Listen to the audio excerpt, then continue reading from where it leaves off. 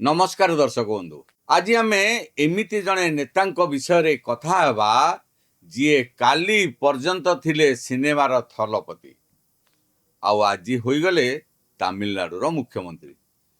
किंतु यह केवल गोटे आक्टर पॉलिटिकल एंट्री नुहे, यह हेउची भारतीय राजनीतिर एक बड़ जेनेरेशन शिफ्ट। कहीं विजय केवल शपथ नेले नहीं, से तमिलनाडु को एक नुआ पॉलिटिकल इमेज देले। तमिलनाडुर पारंपरिक धला लुंगी नुहे, साधारण पॉलिटिशियन लुक नुहे, बरं ब्लेजर पिंधिथिबा जड़े मॉडर्न लीडर जे ओथ नेबा सभा मंच रे बसिबा सहित फाइल साइन करदेले। जे लोकंकु कहले government means speed, governance means action. यह हेउची सीईओ चीफ मिनिस्टर मॉडल। तेबे प्रश्न हेउची यह केवल स्टाइल ना सतरे भारतीय राजनीतिर भविष्य बदलुची।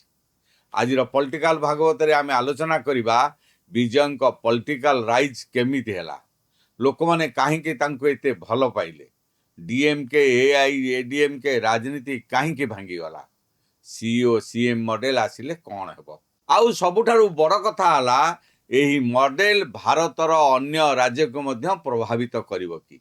आपण माने देखुथांतु पूर्व पक्ष। मोर आपण मानको अनुरोध, आम चैनल को लाइक करंतु, सब्सक्राइब करंतु, बंधु मानक सहित अधिक रु अधिक शेयर करंतु।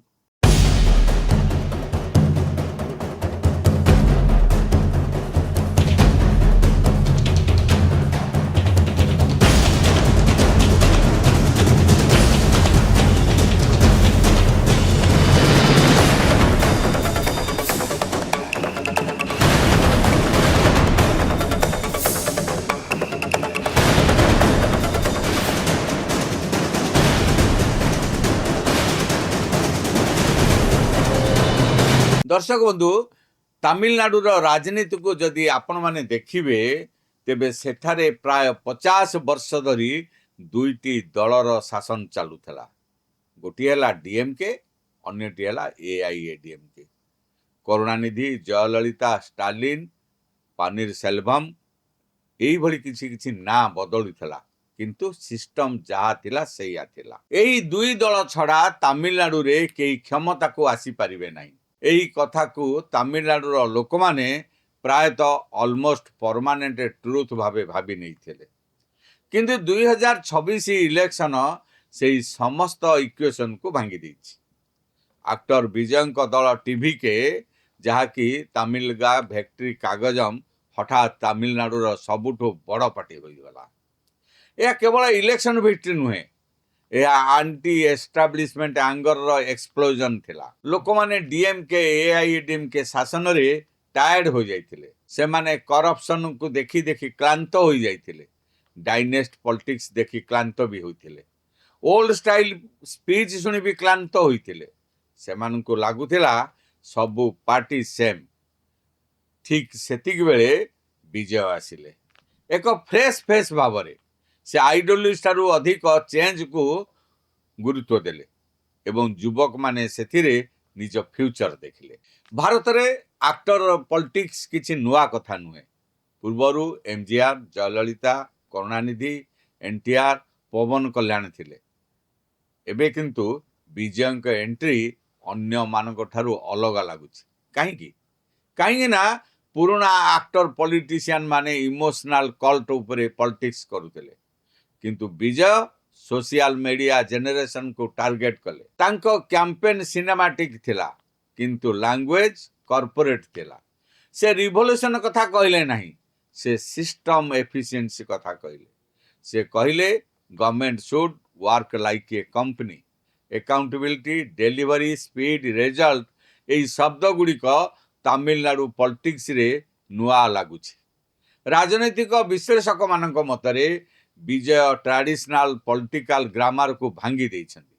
शपथ नेबा परे से स्टेज उपरे फाइल सिग्नेचर कले।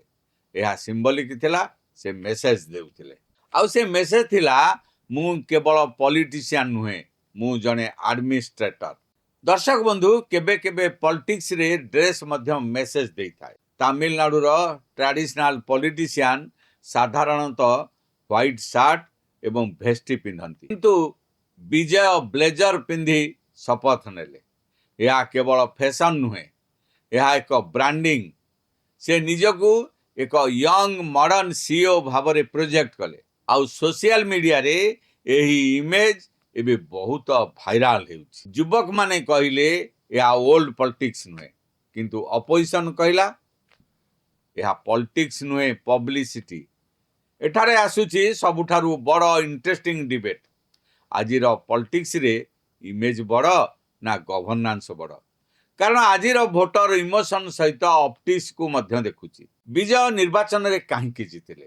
ଏହି ପ୍ରଶ୍ନର ଉତ୍ତର ଖୁବ୍ ଇମ୍ପୋର୍ଟାଣ୍ଟ, କାହିଁକି ନା ଏହା ଫ୍ୟୁଚର ଇଣ୍ଡିଆନ ପଲିଟିକ୍ସକୁ ଏକ୍ସପ୍ଲେନ୍ କରିପାରେ। ଆନାଲିଷ୍ଟମାନଙ୍କ ଅନୁସାରେ ବିଜୟ ୟୁଥ୍ ଭୋଟକୁ ଡୋମିନେଟ୍ କରିଥିଲେ।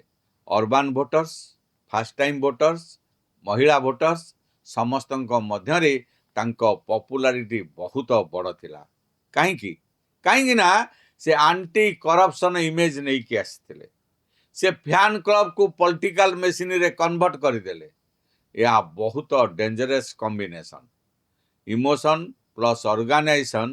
ସେମାନେ ବୁଥ୍ ଲେବୁଲରେ କାମ କଲେ, ଡିଜିଟାଲ କ୍ୟାମ୍ପେନ୍ କଲେ, ମେମ୍ କଲଚରକୁ ୟୁଜ୍ କଲେ ଏବଂ ଟିଭିକେକୁ ମୁଭମେଣ୍ଟ ଭାବରେ ପ୍ରୋଜେକ୍ଟ କଲେ। ଏବେ ଏଠାରେ ଆସୁଛି ନ୍ୟାସନାଲ ପଲିଟିକ୍ସ। ଗତ 10 ବର୍ଷରେ ଭାରତରେ ଏକ ଷ୍ଟ୍ରଙ୍ଗ ଲିଡର ମଡେଲ ଚାଲିଥିଲା। Centralise leadership, branding, event politics, direct communication. କିନ୍ତୁ ବିଜୟ ଏଥିରେ ନୂଆ ଟୁଇଷ୍ଟ ଦେଲେ। ସେ ଆଇଡିଓଲୋଜିକୁ ସାଇଡ୍ କରିଦେଲେ, ମ୍ୟାନେଜରିଆଲ ଗଭର୍ଣ୍ଣାନ୍ସ ଉପରେ ଫୋକସ୍ କଲେ, ଅର୍ଥାତ୍ ଲିଡର ଆଜ୍ ସିଇଓ। ସେ ନିଜକୁ ମେସିଆ ଭାବେ ନୁହେଁ, ପ୍ରୋବ୍ଲେମ ସଲଭର ଭାବେ ପ୍ରୋଜେକ୍ଟ କରୁଛନ୍ତି।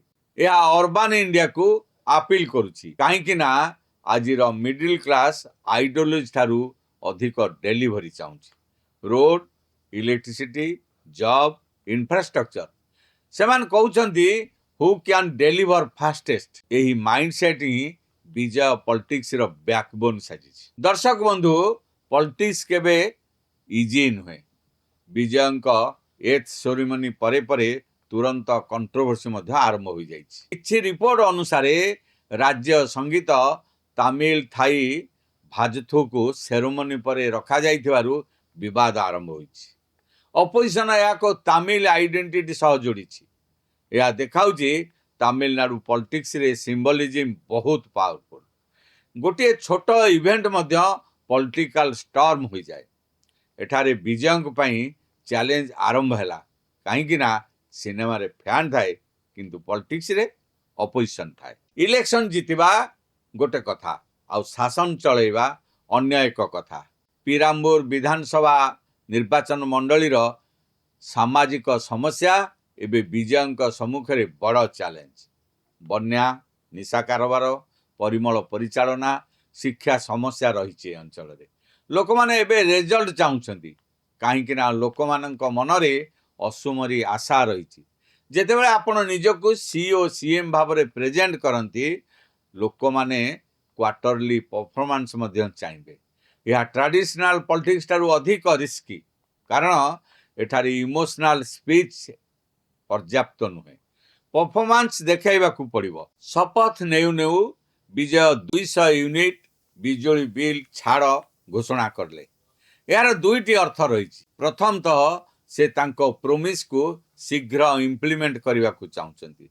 ଦ୍ୱିତୀୟତଃ, ସେ ୱେଲଫେୟାର ପଲିଟିକ୍ସକୁ କମ୍ପ୍ଲିଟଲି ଛାଡ଼ି ନାହାନ୍ତି, ଅର୍ଥାତ୍ ସିଇଓ ମଡେଲ ସହିତ ପପୁଲିଜିମ୍ ଯୋଜନା ମଧ୍ୟ ଚାଲିବ।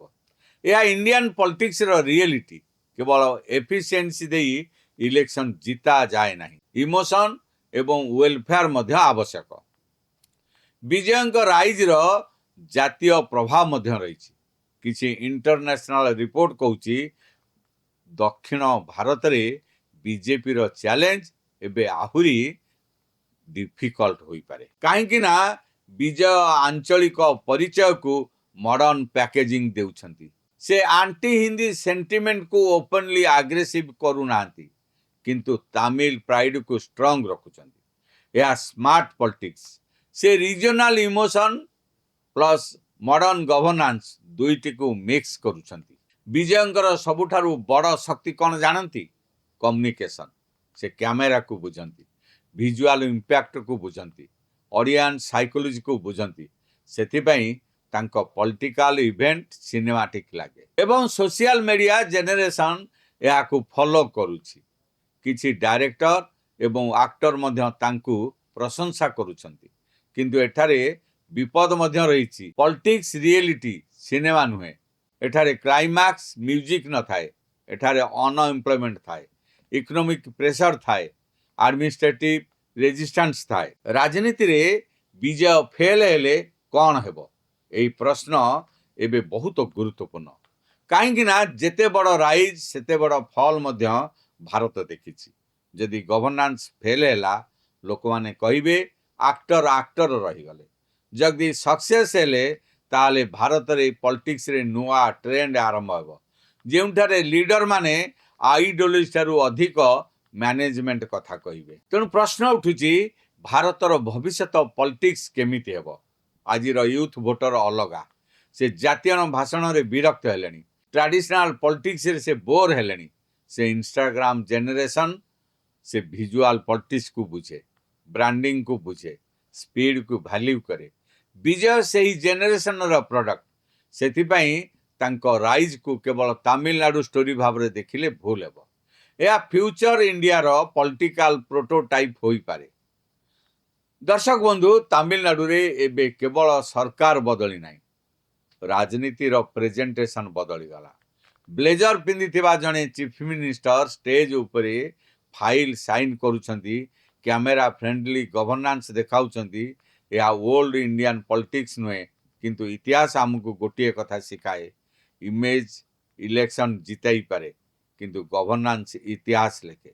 ଆଜି ବିଜୟଙ୍କ ପାଖରେ ପପୁଲାରିଟି ଅଛି, ଇମୋସନ୍ ଅଛି, ୟୁଥ୍ ସପୋର୍ଟ ମଧ୍ୟ ରହିଛି, କିନ୍ତୁ ଆସନ୍ତା କିଛି ବର୍ଷ ନିଷ୍ପତ୍ତି କରିବ ସେ କେବଳ ସୁପରଷ୍ଟାର ପଲିଟିସିଆନ୍ ରହିବେ ନା ସତରେ ଟ୍ରାନ୍ସଫର୍ମେସନାଲ ଲିଡର ହେବେ। ତେବେ ଆପଣମାନଙ୍କର ମତାମତ କ'ଣ?